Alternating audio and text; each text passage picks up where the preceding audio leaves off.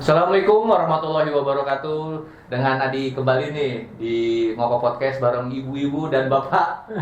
Makasih banyak ya atas kesempatan kita di studio kita di Ngoko Podcast. Nah, alhamdulillah kita lagi sedang mau ngebahas tentang ini nih, sertifikat halal. Ya. Oke, Ya, Bapak ya. Perkenalkan dulu nih Pak, takut saya salah namanya Pak, dari sebelah kiri Ya. saya nih, Pak Gosper ya. Gusper. Gus Fernandes. Nah, Ya. itu terus ke sebelah kanan saya Bu Halimah. Bu Halimah. Bu Halimah Sadiah. Halimatul Sadiah. Nadia Mahtul Sadiah, terus dengan Ibu Helen. Bu Helen Fitriani ya. Nah, ini ibu-ibu berkompeten banget nih soal tentang membahas tentang sertifikat halal. Soalnya kan yang saya tahu sertifikat itu berhubungan sama konsumen kan, Bapak sama ibu-ibu ya. Pasti. Jadi kenapa halal itu penting buat kita, apalagi yang buat muslim ya terutama Muslim, ya. gitu. Saya perhatikan banyak kenapa produk-produk yang kita mengkanter produk-produk luar nih, yang lebih bahaya lagi kalau kita nggak tahu apa-apa tiba-tiba masuk asal Korea gitu lah. Ya, Chinese food. Wah, itu tuh kalau lagi viral Lagi tuh. booming Entah gitu itu lagi ya. mau skincare, kecantikan, makanan semuanya dari Korea. Yang penting putih. Lifestyle. Yang penting putih aja. Iya. Wah, itu dari bahan beracun atau apa itu kita nggak itu ya, makanan terutama gitu. Kenapa? Putihnya beda ya. Putihnya Beda sama leher. beda. Benar. Putih muka tapi di leher hitam. Atau di telapak tangan. Suka dibilang apa maghrib dan Iya. apa? Maghrib Jadi dan gitu. zuhur. Nah, kita juga sedang ada live TikTok juga nih Pak, Ibu Oke, ya. siap. Jadi siapa tahu nanti dari luar kita juga dapat informasi juga gimana nih dari informasi dari luarnya.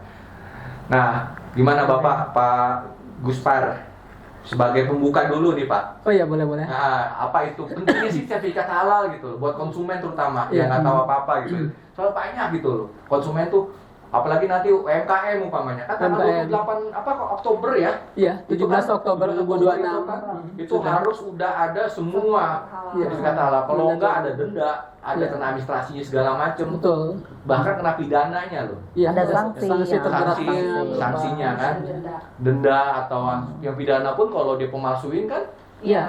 lebih berat ya taunya gitu kan. betul. Apalagi fokusnya ke undang-undang perlindungan konsumen itu kan. Iya. Nah, gimana Pak? Silahkan Pak. Iya, saya agak grogi nih baru pertama. Santai Santai aja. Ini satu lagi nih, kita ada produk-produk UMKM juga nih Pak. Oh, oke. Produk sagu sudah. Ini sponsor ya, Pak? Enggak. Sponsor, udah ya. Ya, jadi Kita bantu UMKM ya Pak. Iya, kita bantu UMKM. Jadi ini produk-produk sagu juga ada gitu kan. Jadi yang untuk yang kita lebih yang bersehat lah gitu loh. Ini Gitu. saya lihat ini sudah ada label halalnya, Pak ya. Sudah, artinya ini sudah terdaftar sebagai sertifikat halal, sudah terdaftar ya untuk produk ini ya.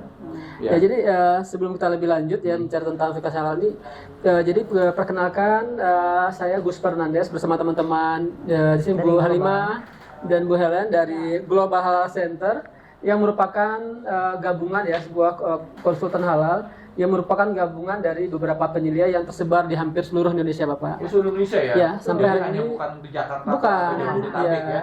bukan. Berarti Dari saya- Sabang sampai Sabang Merauke. sampai Oke, kita hampir full dari Papua, dari Aceh sampai Papua ya. Dan sekarang kita lagi buka perwakilan untuk di luar negeri juga. Oh, hebat. Iya. Iya, insya Allah, Bismillah. Mohon doanya, Pak. Amin. Kita juga mau doain dari Bapak Ibu, saling mendoakan.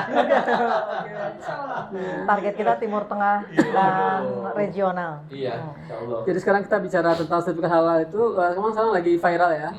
Jadi kalau kita bicara sertifikat halal ini bukan masalah agama tertentu ya. Bukan lagi konsumsi cuman muslim atau kelompok tertentu. Iya, benar. Tapi halal ini sudah menjadi apa? Lifestyle. Ya, menjadi udah konsumsi publik ya dari muslim ataupun non muslim ya, kebutuhan Iya. semuanya. Karena di halal ini kan tidak hanya bicara tentang halal tapi juga include dengan toyib di dalamnya ya. Halalan dan halalan toyibah Halal ya. itu kadang boleh dibilang hygienis. Ya. Hygiene. Bersih Oke, gitu kan. iya. Kenapa Baik. kita penting ya untuk membahas sertifikat halal ini? Karena memang halal ini akan menjadi konsumsi ya, akan masuk ke dalam tubuh kita ya, dan ini akan mempengaruhi juga semuanya ya, aktivitas kita ya juga apalagi untuk anak-anak yang masih dalam pertumbuhan dan semuanya. Jadi sangat penting bagi kita untuk menjaga apa yang kita konsumsi, apa yang kita pakai. Nah, jadi seperti yang kita tahu, untuk halal ini tidak hanya untuk makanan dan minuman saja, Pak. Nah, di sini ada 15 item ya, ada 8 item barang, 7 jasa. Mulai dari makanan, minuman, obat-obatan, kosmetik ya. Jadi yang dipakai ya nanti sehari-hari itu kan. ya sehari-hari, misalnya ibu ke pasar atau ke luar rumah pakai kosmetik ya, lipstiknya nanti juga harus ada halalnya. Kalau kata Babe Haikal kan, mulai dari apa eyeshadownya sampai rambutnya, skincare, kemudian apa namanya Bu? Perawatannya kan, semua dari atas sampai bawah itu udah ada halalnya. Iya. Bahkan untuk fashion pun sudah ada sertifikasi halalnya juga. Barang gunaan, kemudian apalagi dari sepatu aja banyak loh Sepatu. produk-produk kulit yang non Iya. non ini, Non-halal. halal. Iya. Jadi kulit babi itu. Betul. kan Kadang juga merek-merek viral. itu terkenal. Nah itu kita nggak tahu tuh. Tapi saya nggak tahu nih bisa boleh disebut atau tidak. Belum udah. Mudah-mudahan nanti Repot ada ya? lah ya gitu. Iya betul. Iya, Menarik. kan khawatirnya kalau tidak tahu mereka pada Iya, pakai. iya. Ayo. Iya, tapi ada sih beberapa produk sudah memperlihatkan bahwa ini disegel, bahwa ada ada Ya. ada menggunakan kulit dari babi babi misalkan Ya. ya. Memang ada yang secara terbuka seperti itu, tapi ada juga yang konsumen yang tidak tahu ya. Iya. Jadi hal gitu kita mesti perjelas ya. Iya. Jangan sampai nanti ada konsumen nggak tahu akhirnya memakai itu ya. Iya. Nah, terus Karena ada juga ketidaktahuannya itu Betul. jadi menggunakan gitu. Benar. ya. Terus ada juga bidang jasa, ada penyembelihan, pengolahan, seperti pasar-pasar kita nggak tahu kondisinya seperti apa ya. Karena higienisnya itu ya. higienisnya. Kalau bicara tentang penyembelihan berarti dari hulu ke hilir ya. Benar. Tidak hanya dari penyembelihannya saja, dari sapi saja, dari hewan saja, tapi dari juru sembelihnya, Pak. Juleha, juru sembelih halal. Itu Juleha tuh keren banget namanya ya. Iya. Kami pria Tapi Julehanya berkumis. ibaratnya tukang jegal kalau sekarang Iya, dulu, Pak. jegal. Tukang jegal kan. Jadi sebelum sampai dalam bentuk hidangan, terus mundur lagi ke pasar dalam bentuk olahan ya, mundur lagi ke hulunya dalam bentuk juru sembelih halal. Walaupun dia muslim, tapi dia harus punya sertifikasi kalau memang dia layak untuk menjadi Iya, seorang penyembelih ya. karena banyak sekali yang harus diperhatikan. Ternyata gitu ya. Saya kemarin kebetulan kan ke tempat RPU. Kalau RPH mah aman ya. Kalau RPH kan Nah, masih ada kan? enggak juga. Enggak juga. Kan banyak juga Titik kritisnya di situ. RPH yang RPU yang mungkin belum memiliki sertifikat halal. Oh. Mereka untuk punya sertifikat halal itu syarat utamanya itu punya Juleha itu. Bukan Siti Juleha ya. Bukan. Itu harus Bukan. angkatnya beda. Tapi Juleha. Iya. Juleha itu ya jurus bil halal tadi harus minimal 2. Nah, itu harus punya sertifikat. Sertifikatnya itu kan kita harus ada pelatihan yang memang dalam jangka waktu yang cukup gitu. Karena kita harus tahu pisaunya seperti apa sih yang buat Benar. nyembelih. Oh, itu ada aturannya ada Pak. Kalau secara Islam juga emang ada kan? Terus Ya, aturannya. cara mengasah pisaunya seperti apa. Itu mereka harus tahu gitu kan. Harus terus ya otomatis cara penyembelihannya seperti apa itu harus tahu. Kadang kan mungkin tahu tapi tidak tahu yang misalnya harusnya pisaunya harus begini ya, gagangnya nggak boleh gini gitu. Banyak aturannya. Ya, ini juga Harus. baru penyembelihan ya. Baru Berarti penyembelihan. itu kan RPH ya, RPH sih sebenarnya lagi ke RPH ya. Nah, itu kan punya ada BUMN ataupun ada institusi swasta, gitu, Swasta. atau yang pribadi kan. Pribadi betul. Itu yang udah terjangkau semua atau yang BUMN-nya itu. BUMN kan rata-rata apalagi Jakarta. Kalau saya tahu BUMN tuh. mungkin sudah ya, Cuma yang swasta atau yang pribadi. yang mikro. Atau yang mikro. RPHN namanya, Rumah Potong Hewan Nasional. Oh. Itu sih pasti mungkin sudah punya ya. Yang kita ternyata kan Yang belum. RPU RPA itu yang Itu unggas harus ada ayam sertifikat halal. harus Karena kalau dari hulunya nggak ada sertifikat, nanti bagaimana di bawahnya? Iya. Sampai ke bawah tukang bakso, tukang mie ayam, tukang yang berhubungan Gimana dengan kalau kayak pasar-pasar tradisional? Ketelusuran. Nah, itu memang harus ketelusurannya itu ya dari RPH itu atau RPU. Enggak kan kalau ada yang maaf kita saya juga sering ke pasar, betul. potong saya mau ayam seger, potong situ jebret gitu. Iya. Nah itu benar, mungkin sudah dipastikan beliau tidak punya sertifikat halal dan beliau tidak punya sertifikat Julehanya itu. Oke, itu ngerti deh. Iya. Jadi kalau untuk dijadikan sebagai syarat untuk mengajukan sertifikat halal, misalnya ada pedagang bakso di mana Pak ngambil Ayamnya. dagingnya? Oh kami di pasar kan. Nah pengajuan itu kan harus ada traceability-nya ya, traceability. Cek di situ ya. Iya, kemampuan telusurnya. Oh, ambil ke pasar dengan Pak Haji ini, misalkan. Pas dicek, oh kan belum ada sertifikat halalnya. Kenapa? Oh, kami belum punya juru sembelih. Berantai ya. Berantai, Pak. Dari hulu ke hilir. Nah, betul. Jadi kalau kita mau mensertifikasi yang UMKM, yang harus kita sertifikasi adalah di hulunya dulu, seperti itu. Jadi kan Oke. untuk mengajukan sertifikat halal, bahan yang digunakan itu sudah yang harus bersertifikat. Nah, bahannya tadi daging ya? Iya, kalau untuk daging kan, misalnya daging. Nah, untuk daging ini khususnya untuk daging ayam ya, itu rata-rata kalau misalnya RPU, bukan RPU bilangnya ya yang potong ayam di pasar itu jarang punya sertifikat. Nah, kita gimana mau mengambil bahannya dari mereka kalau mereka belum punya sertifikatnya. Tapi rata-rata itulah yang digunakan oleh pedagang-pedagang UMKM. Mereka itu jarang kan, misalnya untuk bikin apa, mereka belinya di supermarket yang sudah bersertifikat, itu jarang. Rata-rata mereka belinya ya di pasar. Menekan harga belinya di pasar gitu kan. Oh, jadi ya penting sih, saya pikir emang sertifikat itu benar-benar penting buat konsumen sendiri kan. Apa yang kita makan pasti rasa aman gitu kan. Soalnya sekarang lagi banyak tuh food festival halal. Oke. Itu terutama yang baru tahu yang dari awal-awal itu di NTB.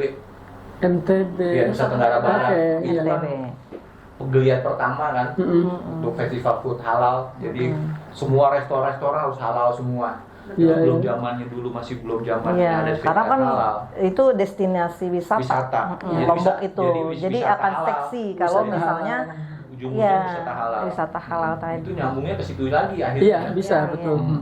Mungkin supaya turis itu aman. Bener, jadi nggak aman ya. khawatir. Ya makanya, nah sekarang kayak di Bali sendiri pasti akan seperti Lombok mungkin yang menggeliat gitu. Iya, jadi emang bener sih, saya pikir kenapa orang kan mikir, gue sekarang udah punya ini nih Bu, umpamanya Pak, atau mau link gitu kan, apakah ini bayar? Oh ya, oke. Gitu kan, itu ada pertanyaan-pertanyaan yang gue mau nanti gue takut bayar nanti. Takut ya. Wah, gitu, yang ada di benak konsumen tuh, wah pasti nih mahal nih, satu gitu. Terus yang kedua, wah prosesnya ribet nih. Omsetnya aja setelah bomnya, ya itu paling buat makan sama minum gitu, buat hari-hari di rumah tangga gitu. Buru-buru kan. pengajuan ya. Buat ngobrol pengajuan gitu kan, tiba-tiba udah dibayar berapa gua kan gitu. Nah itu yang kita takutkan gitu loh Bu. Jangan khawatir, pemerintah itu otomatis ya, misalnya mereka akan memberlakukan regulasi, mereka akan menyiapkan perangkatnya. Makanya mungkin untuk UMK ya, usaha mikro kecil itu yang memang mereka juga memang harus berkewajiban bersertifikat halal, ya pemerintah itu sudah 3 tahun dari 2023 itu menggelontorkan dana untuk membantu memfasilitasi UMKM memperoleh sertifikat halal untuk UMKM. Makanya ada namanya self declare Sehati. Sehati itu sertifikat halal gratis gitu. Jadi tapi bener ya? Iya, ada yang gratis. Dan ada yang berbayar kan? Ada, Pasti, itu beda, kelasnya beda. Pasti kalau yang berbayar pasti ada yang gratis. Iya. Gitu kan? Karena memang ada kuota yang sehati. Nah, kebetulan Bu Helen ini bagian divisi pelayanan pelaku usaha di Global Halal Center. Silakan Bu Helen. Gimana Bu? Jelasin. Jadi di Global Halal Center itu ada divisi pelayanan pelaku usaha. Jadi sebenarnya untuk pelaku usaha ini kan kalau yang sehati sertifikat halal gratis itu benar-benar free. yaitu gratis. APBN negara. Nah, karena itu ada kuota, kemudian pelaku usaha itu bisa saya mampu nih membayar gitu. Nah, mereka bisa melakukan sertifikat halal Secara berbayar. Mandiri, iya. Sebutnya mandiri ya? Iya, mandiri. Kelihatan nggak Bu, yang mandiri bisa bayar sendiri gitu, atau yang free, bedanya apa tuh Bu? gini self declare itu ada 2, Iya. Sehati dan mandiri, tapi itu untuk pelaku usaha UMKM. Dan kalau itu penyelianya itu adalah si pelaku usaha itu sendiri. Jadi mereka nggak usah membayar si penyelia. Jasa penyelia. Karena namanya self declare kan self sendiri ya, pengakuan sendiri. Dari Jadi internet ya? pengakuan Iya, mereka pengakuan dia Dari sendiri. pelaku usaha bahwa produk kami ini bahannya sudah halal. prosesnya semuanya itu halal. Itu untuk yang mikro kecil ya. Kalau yang skala besar, Nah, skala besar itu Nah, kan ada wajib. skala mikro, skala menengah, skala besar untuk luar tahap negeri itu juga ya. ekspor, karena itu memang Iya, kayak gini ada berbayar. Iya. ini udah Udah Ini udah ekspor. ekspor ya, oke. Nah, itu semuanya mengacu pada Kepkaban yang dikeluarkan oleh BPJPH Jadi ada standarnya kok Pak. Jadi regulasi. iya ada regulasinya. Aturan Jadi, hukumnya ya? betul sekali. Ketat ya, nggak sembarangan. Soalnya kan kabar-kabar kemarin tuh pas Babe Haikal ngomong, kita kecolongan nih, ada sertifikat halal, tapi udah produknya udah nggak halal. Banyak di produk-produk bukan jangan di minimarket Betul. pasar besar loh. Nah, dalam hal ini yang dirugikan siapa Pak? Konsumen, konsumen kan? ujungnya konsumen lagi gitu. Iya. Kasihan gitu maksud saya. Jadi Mereka kan tidak yang perlu tahu, kita ya. tekankan, kebetulan saya juga seorang auditor halal. Jadi yang kita tekankan kepada pelaku usaha pas kita melakukan audit di lapangan itu, bahwa setelah terbitnya sertifikat halal itu bukan akhir dari segalanya. Iya. Tapi ketika audit itu dan sertifikat halal terbit itu berarti itulah awal ya.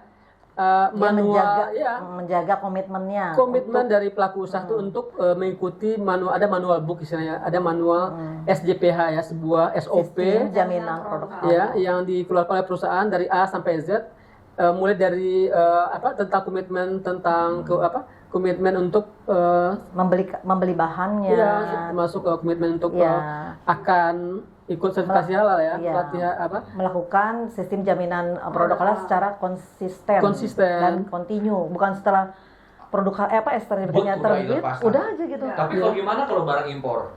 Nah, Kita nggak tahu. Betul kan.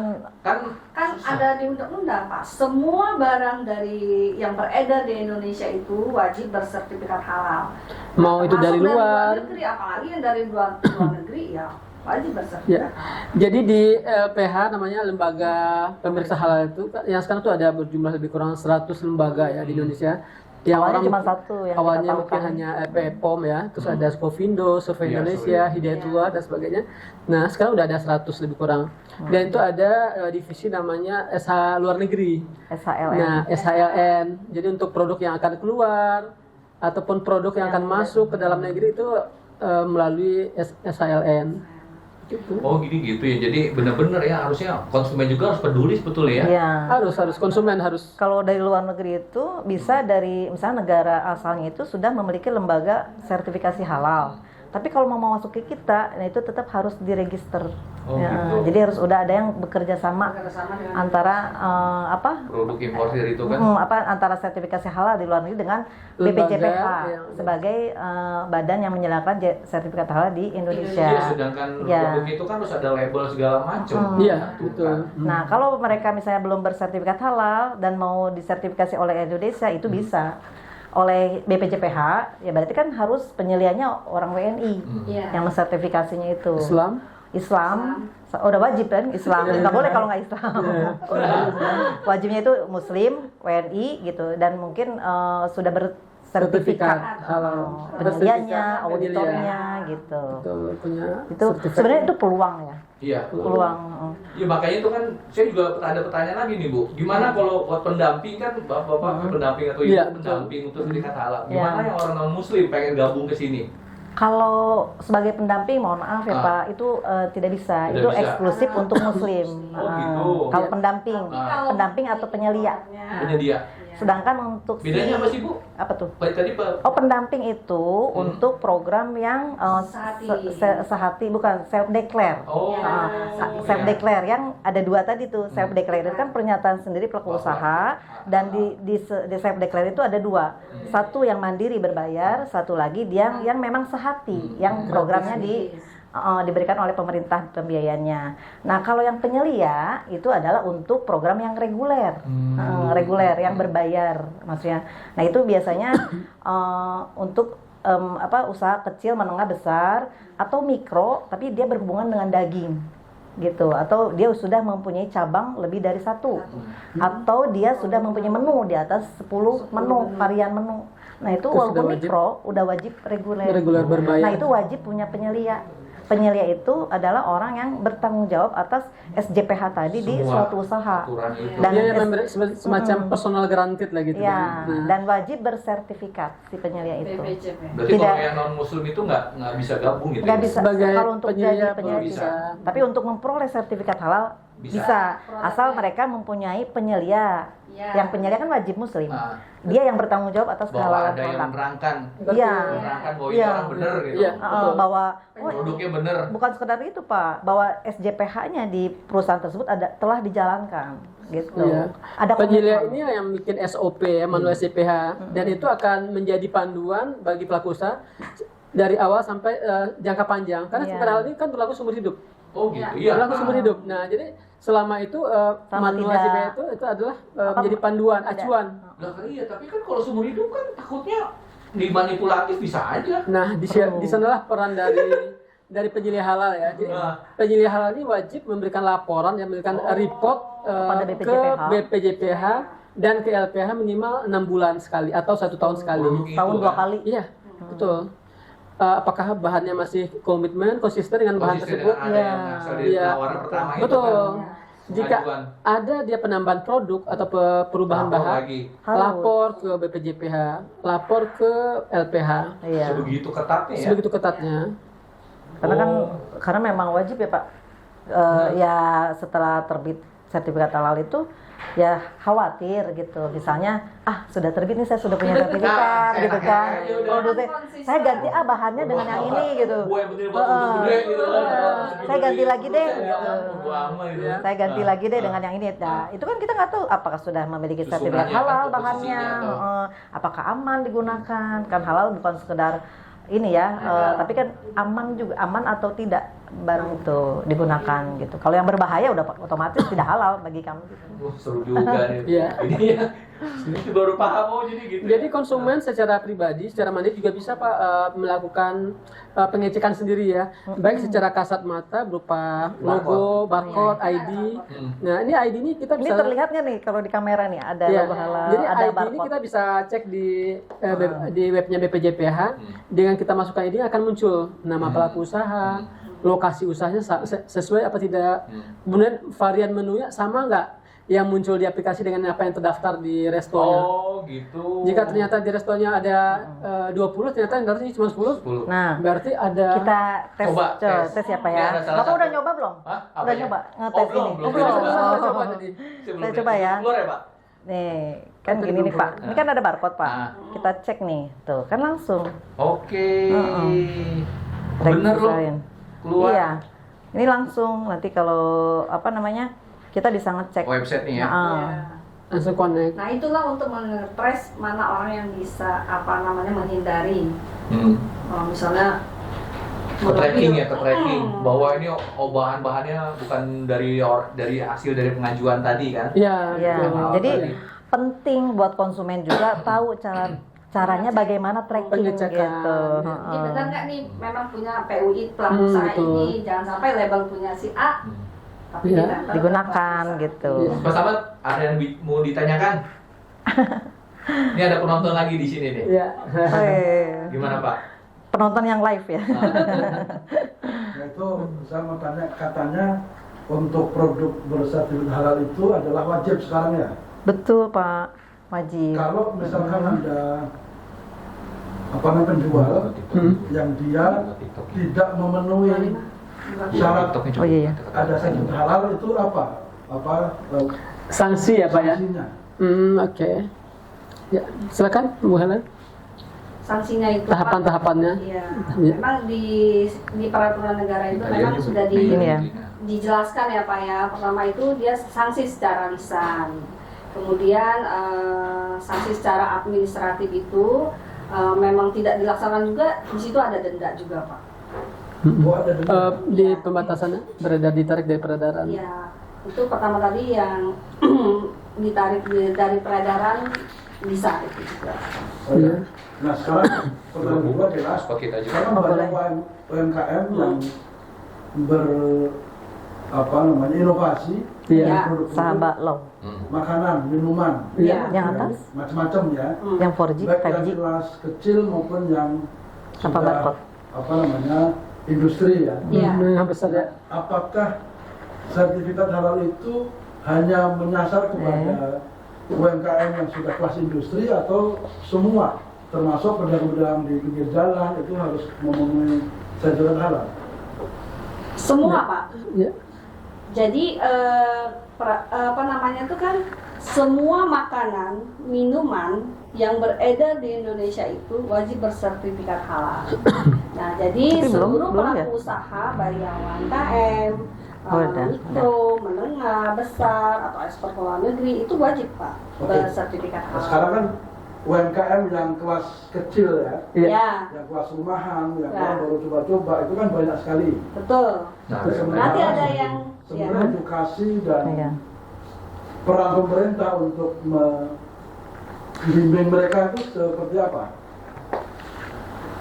Peran pemerintah itu sangat sudah Pak, sudah memberikan sosialisasi, publikasi melalui digital di webnya BPJPH juga dengan beberapa bahwa mereka kan ada program Sehati itu ya Pak ya. Sehati. Nah, itu salah satu langkah pemerintah untuk mewujudkan apa namanya program sertifikasi halal ini. Nah itu sebenarnya Pak itu udah suatu langkah dari pemerintah untuk mengejar sertifikasi halal tadi Pak.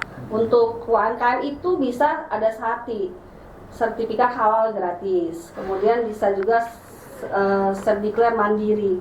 Nah itu untuk UMKM seperti pelaku usaha yang di rumah tangga, Mikro atau ultra mikro gitu. ya. Nah itu bisa Pak, itu tidak berbayar. Tapi sosialisasinya kayaknya belum. Nah, masif iya. ya. belum, Jadi makanya banyak orang banyak yang nggak UMKM. tahu kan. Iya, UMKM yang terutama untuk produk-produk yang skalanya kecil gitu ya. Siap. Hmm. Biasanya Itu belum siap. mengerti ya. Baik. Dan bahkan mereka tidak peduli dengan Sertifikat halal itu. Siap. Iya, jadi makanya Sementara peran dari pemerintah ini kayaknya juga kurang masif, Hmm. kurang serius gitu. Jadi Ya. apa namanya, di jalan-jalan kecil, di kampung-kampung, di dekat-dekat sekolah itu kan banyak. Betul. Itu apa, saya melihat belum ada apa peran pemerintah yang secara aktif itu datang ke mereka, kemudian membimbing mereka atau paling tidak sosialisasi kepada mereka itu sejauh mana yang sekarang ini sudah dilakukan. Siap. Kalau sampai sejauh ini sih ya Pak, gini Pak, apa namanya? Kalau dari ini ya, apa media sosial dari BPJPH sendiri, Ya. mereka aktif melakukan informasi-informasi. Edukasi, Tapi memang mungkin itu terbatas untuk yang dengan Ya. media, media. siaran kan. Nah, Ya. tapi apa namanya? Kan dari mereka juga dibantu oleh LP3H. Kalau untuk yang mikro ya, Ya. yaitu lembaga pendamping proses produk halal. Mereka lah yang menerbit atau melahirkan P3H. P3H itu adalah si pendamping proses produk halal.